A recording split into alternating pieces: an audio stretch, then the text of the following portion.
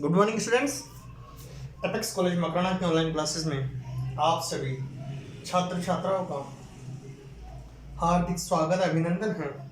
जैसा कि हमने श्रोडिंगर इक्वेशन पढ़ी, आज हम simple solution of Schrodinger equations में पढ़ेंगे कि श्रोडिंगर इक्वेशन के यूज क्या होते हैं और उसको जनरली सोल्व किया जा सकता है। हमने 1 डायमेंशन 3 डायमेंशन दोनों पढ़ लिए।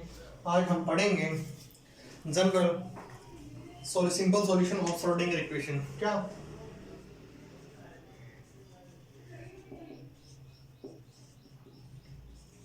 Simple solution of Schrodinger equation.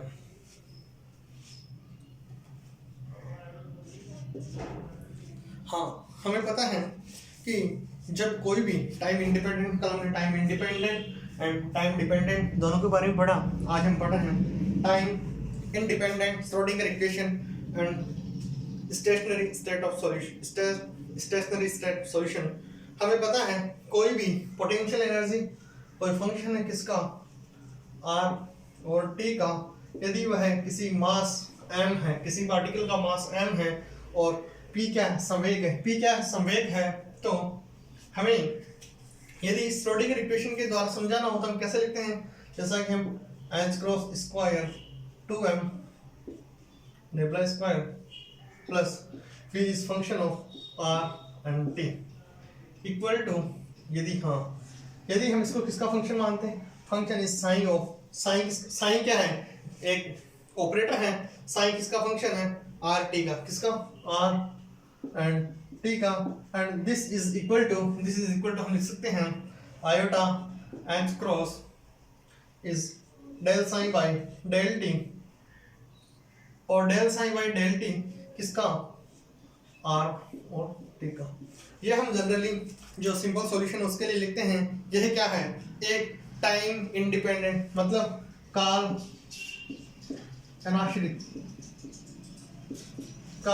अनाश्रित Schrodinger wave equation जो हमने पहले डेराइव की। ठीक है, यदि हम मान लें कि कोई कण है जो v, जनरली v, इसमें क्या हमने पढ़ा v r t, यदि ये टाइम पे डिपेंड नहीं होगी तो क्या होगी v, एंड जनरली सिंपल किस पे डिपेंड होगी r, क्योंकि इसमें टाइम का फंक्शन नहीं होगा। यदि हम इसको इस प्रकार लिखे sine is function of r vector r and t equal to, जो साइन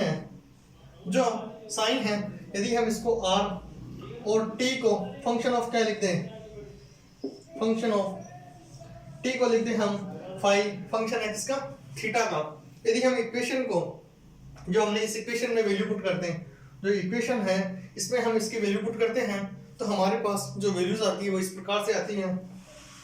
जो हमारे पास वैल्यूज है इसमें हमारे पास जो इक्वेशन है उसकी वैल्यूज आएगी h cross square by 2m nabla करेंगे nabla square plus v is function of r t की जगह क्या लिखेंगे, केवल r लिखेंगे, और जो r है उसके साथ वो किसका फंक्शन है, फाई, जो साइन लिखा है r t, हम क्या लिखेंगे, sine is function of r and t, generally हम ये लिखेंगे साइन फंक्शन किसका है, r का, and phi is function of theta equal to,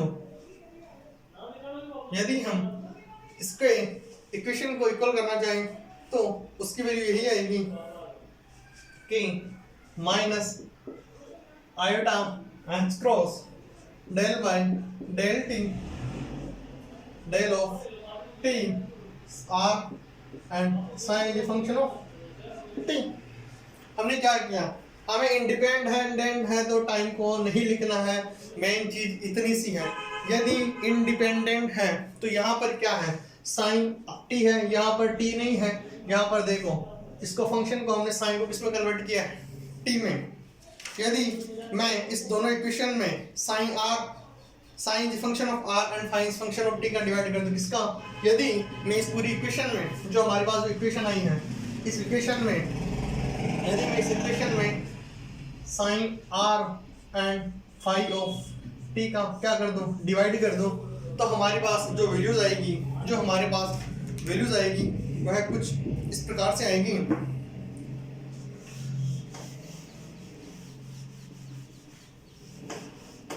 जो हमारे पास इक्वेशन में वैल्यूज आएगी वह इस प्रकार से आएगी 1/sin is a function of r dot minus h cross square by 2m nebula square क्योंकि nebula square and sin is a function of r plus v is a function of r and phi is a function of theta.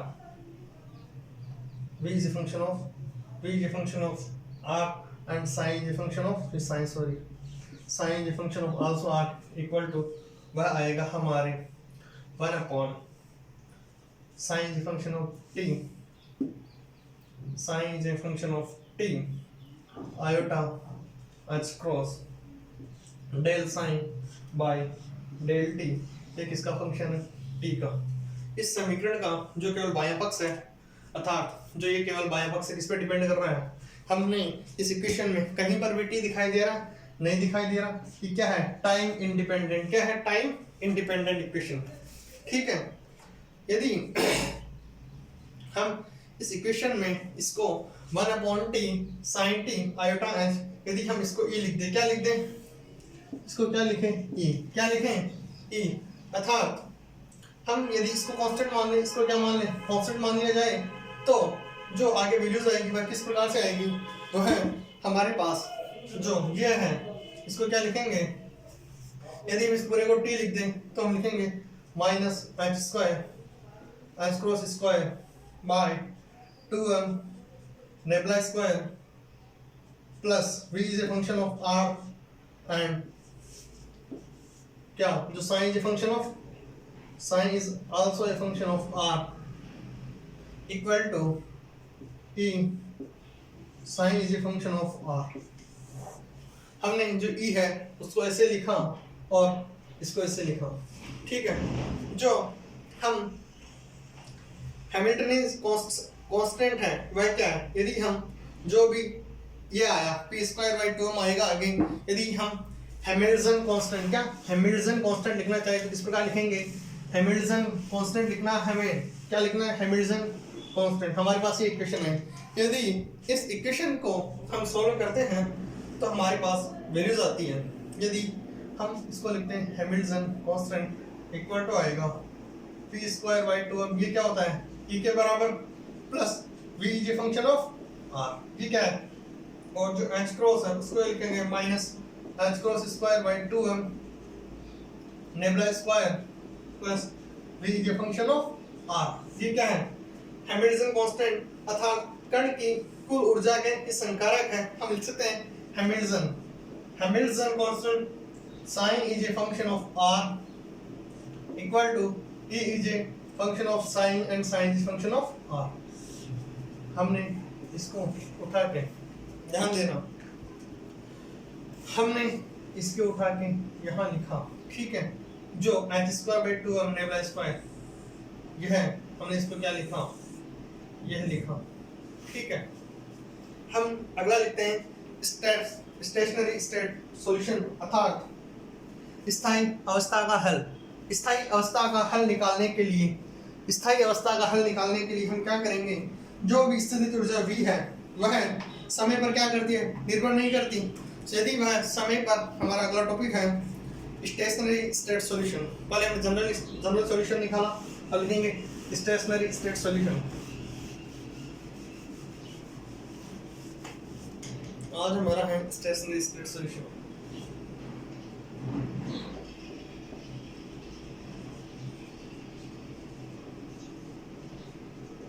ठीक है, stationery state solution में क्या होता है? Iota of h cross del sin is function of t by del t, क्या हमने पीछे लिखा था, इक्वल टू क्या होता है? e phi is a function of t। यदि क्या हम इसको लिख सकते हैं? sin is function of upon del t equal to minus iota e by h cross into delta t।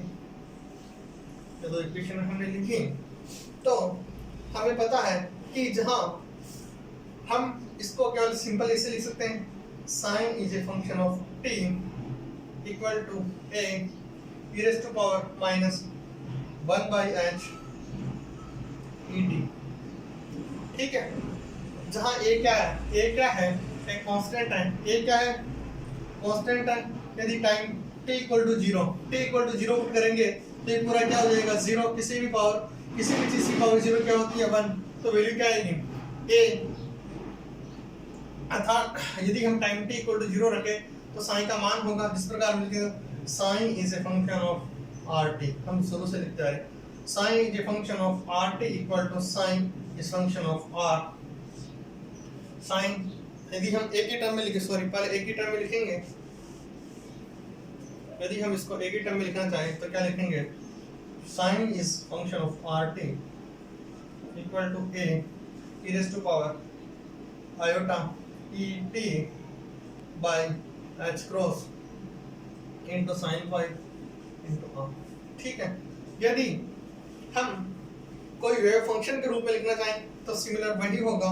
यदि हम इसको क्या लिखेंगे, sine is function of r and t equal to sine is function of r, and जो e raise to power क्या आएगा, e raise to power minus iota e t by h minus iota e t by h cross, यही तो आएगा।